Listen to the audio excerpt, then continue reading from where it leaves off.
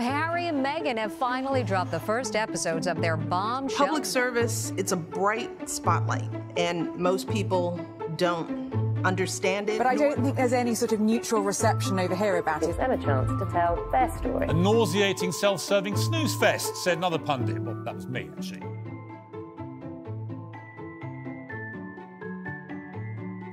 It is the family feud to end all family feuds. In their case against the royal family, and watched by millions across the planet, Harry and Meghan have taken the stand for an uninterrupted 6 hours in the kangaroo court that is Netflix. In response, the royal family have been deafening in their utter silence. But now the dust has settled, the analysis of whether the pair were wronged, hounded out, or treated badly has left one big question. What was the point of it all? I curtsied as though I was like...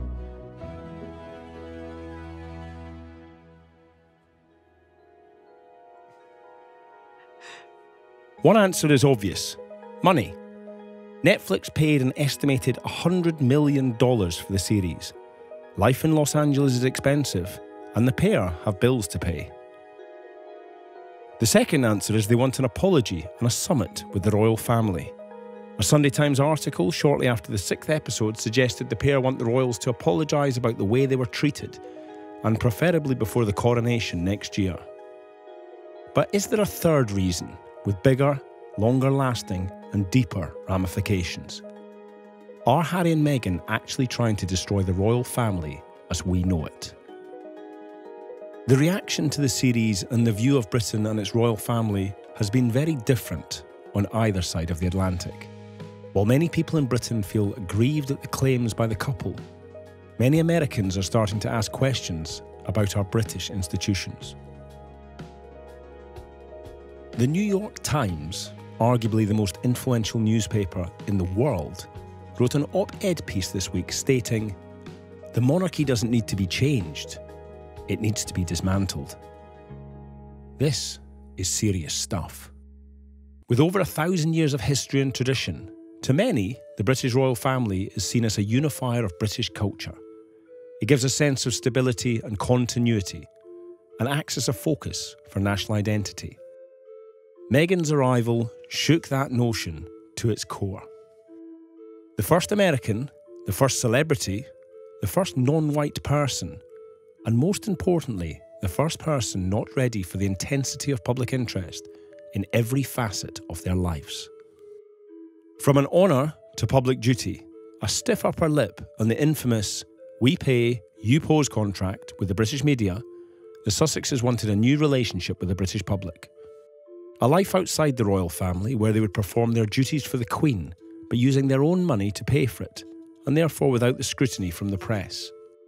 But an unprecedented meeting of the royal family, dubbed the Sandringham Summit, resulted in what was to become known as Megxit. Harry and Meghan were to step down as working members of the royal family, no longer represent the Queen, and cease to be funded by the British taxpayer. Now holed up in their California mansion, the Sussexes began to hit back against the royal family and would go on to blow the relationship wide open with their royal soap opera, which ultimately resulted in 47% of the British public taking an even more negative view of the couple. But that was just the beginning. Fast forward 2 years, and Harry and Meghan have launched a number of explosive accusations against the royal family, King Charles, Prince William, the institution of monarchy, and just about everything connected to the idea of royalty. And yet, they still trade on their royal titles as the Duke and Duchess of Sussex. Never before has there been such an acrimonious departure from the royal family, let alone to criticise and alienate it from the world. So what are the Sussexes really doing? California mansions, private jets, round-the-clock security, and £57,000 a night hotel rooms do not come cheap. And Harry and Meghan need to sustain a certain lifestyle. That they have to cash in their assets. Their primary asset at the moment is the dramatic way in which they rejected really a seat at the biggest table in Great Britain. the House of Windsor. I mean, Harry himself in the documentary says, I kind of miss sitting around the table with my weird family in the palace. And it doesn't surprise me. They're beating the drum. They're beating the drum because they need the money. And they're beating the drum because they feel unfairly treated. And Harry, arguably on one level, such a winner, a prince, no less. There was a naivety about the way in which, just like we were naive about the change that Harry and Meghan could instigate within the royal household, and that they would be able to do that from within. I think there's also been a naivety on the part of Harry and Meghan to expect the House of Windsor to change, or to change anytime soon or fast, or indeed to apologise, which is clearly what they wanted initially and apparently still do. You just need to look at history, including recent history, to know that what the House of Windsor and the British royal family are really good at is protecting tradition, representing tradition. They are less good at adapting to change. That's Tessa Says, transforming over 1,000 years of history and tradition into a royal version of the Kardashians might fill the coffers, but does airing private family feuds on Netflix achieve anything other than deeper resentment? There's a lot of chat about Harry and Meghan again today because they've released a new trailer. Oh, hold on. We're not doing the chat yet, guys. Take a breath.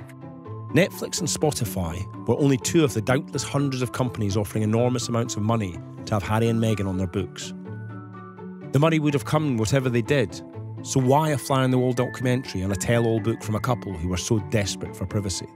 There's a lot of incredibly private material in there that, given this is a couple who are very, very keen on their privacy, I think people will be surprised to see. But, you know, we are hearing from them first person about their own experiences. Having spent years wrestling for narrative control with the British press, another reason for the Netflix show was the Sussexes wanted to tell their truth, in their own words and with almost total control. When the stakes are this high, doesn't it make more sense to hear our story from us? Royal commentator Afia Hagen explains. For so long, we heard only one side, and actually that was the press's side, that was the tabloid side of, you know, their marriage, or of Megxit as it was coined, or the reasons why they decided to step back as working royals.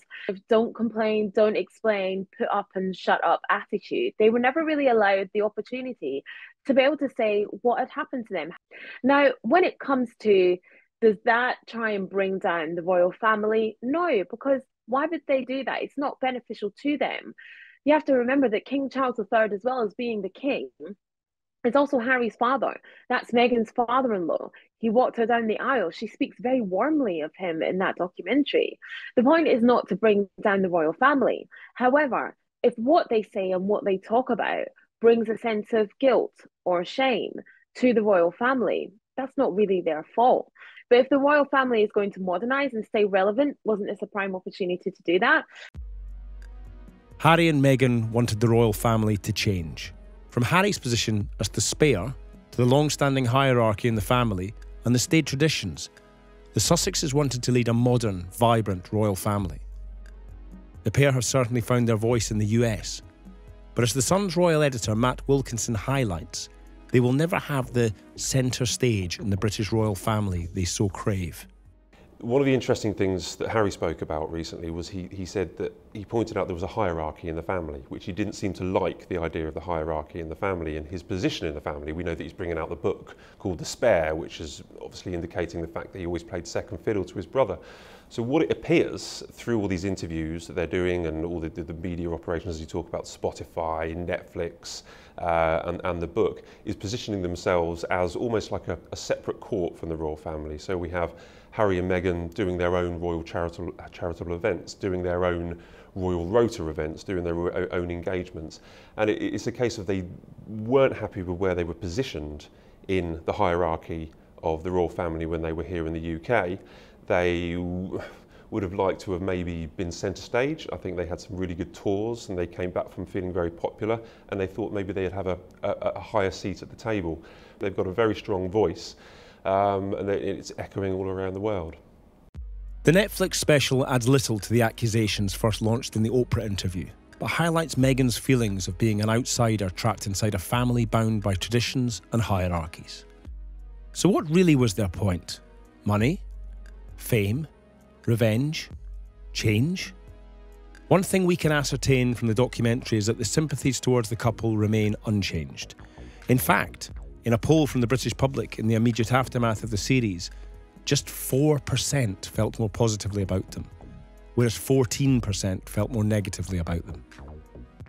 The series has been the most watched subscription TV show of the year, and although curiosity seems to be the motivating factor for the number of viewers, it is unclear whether Harry and Meghan have made a single fan from their self-absorbed, one-sided view of what ultimately is a huge privilege. Strap yourself in for the next instalment of the Harry and Meghan show, Harry's Tell-All Book.